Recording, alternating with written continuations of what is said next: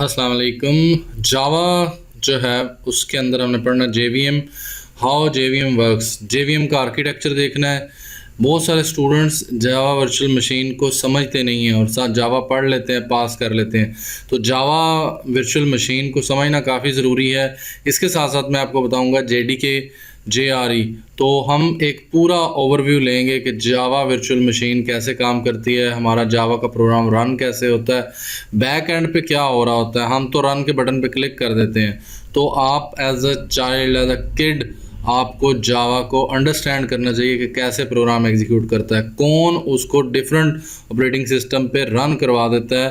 तो जावा इतनी फ्लेक्सिबल कैसे है। जावा वर्चुअल मशीन ही असल एक कंपोनेंट है जो कि प्रोग्राम को रन करने में मदद देता है। लेकिन थोड़ा सा पहले ओवरव्यू लेते हैं कि Java was developed by Sun micro system. एक कंपनी थी, उसने 1991 के अंदर इसको बनाया और स्टैंडर्डाइज किया। उसके बाद नेक्स्ट वन ओरेकल जो है, ओरेकल के पास इसकी ओनरशिप चली गई। और फिर हम अब बात करते हैं JVM के आर्किटेक्चर के ऊपर। JVM क्यों ज़रूरी है। जावा वर्चुअल मशीन जो है वो एक प्रोग्राम को एग्जीक्यूट करता है डिफरेंट फेजेस के अंदर। उनको मैंने डिवाइड किया 3 फेजेस के अंदर। आप सबसे पहले जो है वो कोड को लिखते हैं। जावा एज अ प्रोग्रामर आप कोड को लिखते हैं, फिर उसे कंपाइलेशन के लिए जावा JDK के अंदर जावा C का एक कंपाइलर होता है जो कि उसको कंपाइल करता है, उसका ऑब्जेक्ट कोड जनरेट करता है, जो कि एक स्पेशल वर्ड यूज़ किया जाता है जावा के अंदर, उसे बाइट कोड बोलते हैं। तो जो जब कंपाइलर एग्जीक्यूट करता है तो बाइट कोड आ जाता है। बाइट कोड एक्चुअली 01 के क्लोजर होता है, लेकिन उसे हम मशीन लैंग्वेज में नहीं कह सकते। तो JVM उसे क्या करता है, JVM बाइट कोड को एज अ इनपुट लेता है और उसे कन्वर्ट करता है अकॉर्डिंग टू ऑपरेटिंग सिस्टम जिसमें भी आपने उसको रन करना है। तो ये इसकी एक तरतीब हम देखते हैं कि जब हम उसे कोड लिखते हैं तो वो सोर्स फाइल होती है, उसको जब सेव किया जाता है तो .java फाइल के अंदर करते हैं। फिर हम कंपाइलर जो जावा का है जावा C, वो उसे कंपाइल करता है और हमारे पास एक फ़ाइल आती है बाइट कोड और उसकी एक्सटेंशन होती है .class फाइल। उसका नाम सेम टू सेम वही होता है जो सोर्स फाइल का हमने रखा होता है। फिर उस बाइट कोड को JVM एज अ इनपुट लेता है और उसे कन्वर्ट करता है according to operating system. But during that JVM का अपना एक आर्किटेक्चर है, तो उसको हम समझेंगे कि वो मेमोरी स्पेस और हीप और प्रोग्राम और रजिस्टर्स को कैसे यूज़ करता है। लेकिन उससे पहले हमें कुछ और चीज़ों को भी समझना है।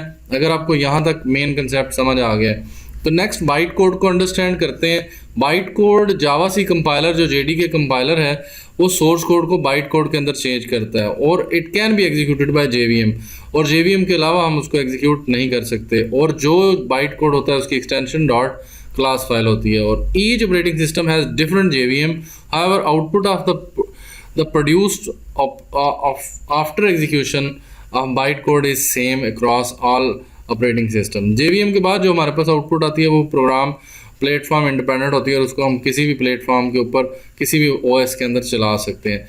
JDK जावा डेवलपमेंट किट जो है ये हमने डाउनलोड करनी होती है। इसके अंदर ही JRE होता है और इसी JRE के अंदर JVM होता है। तो इस चीज़ को हमने अंडरस्टैंड करना है। तो ये आपको एक क्लियर पिक्चर नज़र आ सकती है।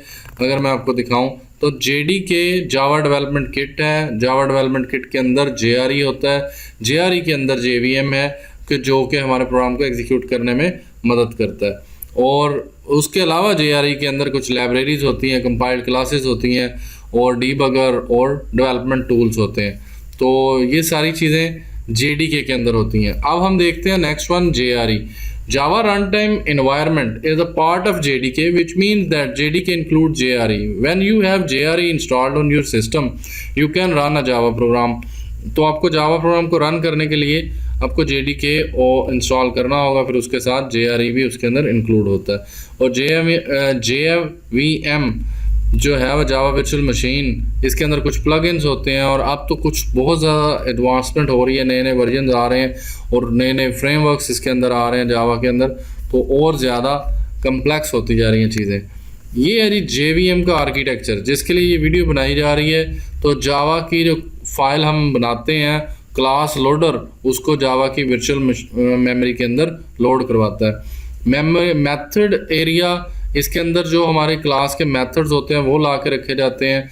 उसके बाद हीप के अंदर कुछ वेरिएबल, स्टैक यूज़ किया जाता है फर्स्ट इन लास्ट इन के लिए, पीसी रजिस्टर यूज़ किया जाता है, native method, native libraries, native method stack. तो ये सारे के सारे कंपोनेंट जो हैं वो JVM के हैं, और JVM प्रोग्राम के जो स्टैटिक डाटा मेंबर्स होते हैं, जो मेथड्स होते हैं, जो वेरिएबल्स होते हैं, उनको मेमोरी एलोकेशन कर रहा होता है और उनसे डी एलोकेट करवा रहा होता है, लेकिन रन करने के दौरान वो क्रिएट करता है। फिर उसके बाद जब वो फ्री हो जाता है तो फिर उनसे डी एलोकेशन भी होती है। तो ये सारा कुछ करने कराने के बाद एग्जीक्यूशन इंजन के पास आते हैं, और एग्जीक्यूशन इंजन जो है वो उसको रन कर रहा होता है। तो ये नेटिव मेथड इंटरफेस और नेटिव मेथड लाइब्रेरीज ये बिल्ट इन होती हैं, जो कि यूज़ की जा रही होती हैं और जावा वर्चुअल मशीन का हिस्सा होती हैं। तो ये एक जो आपके सामने तस्वीर नज़र आ रही है, ये जावा वर्चुअल मशीन का आर्किटेक्चर है कि ये डिफरेंट हिस्से होते हैं जो कि यूज़ किए जाते हैं प्रोग्राम को एग्जीक्यूट करने के लिए। तो अगर आपको इन सारी चीज़ों की समझ आ गई है, JRE, जावा रन टाइम एनवायरनमेंट और जावा रन टाइम एनवायरनमेंट के अंदर JVM, तो आपको कोई भी क्वेश्चन हो तो आप नीचे कमेंट में मुझसे पूछ लें। और JDK आपको ओरेकल की वेबसाइट से डाउनलोड कर सकते हैं। जब JDK इंस्टॉल करेंगे तो उसके साथ ये सारी चीज़ें आ जाएंगी। तो JVM उसे कैसे एग्जीक्यूट करता है एक प्रोग्राम को, आपने उस चीज़ को अंडरस्टैंड करना है। तो इन सारे चीज़ों के जवाब इस वीडियो के अंदर हैं। काइंडली वीडियो को लाइक कर दें, चैनल को सब्सक्राइब कर दें। Thank you, thanks for watching.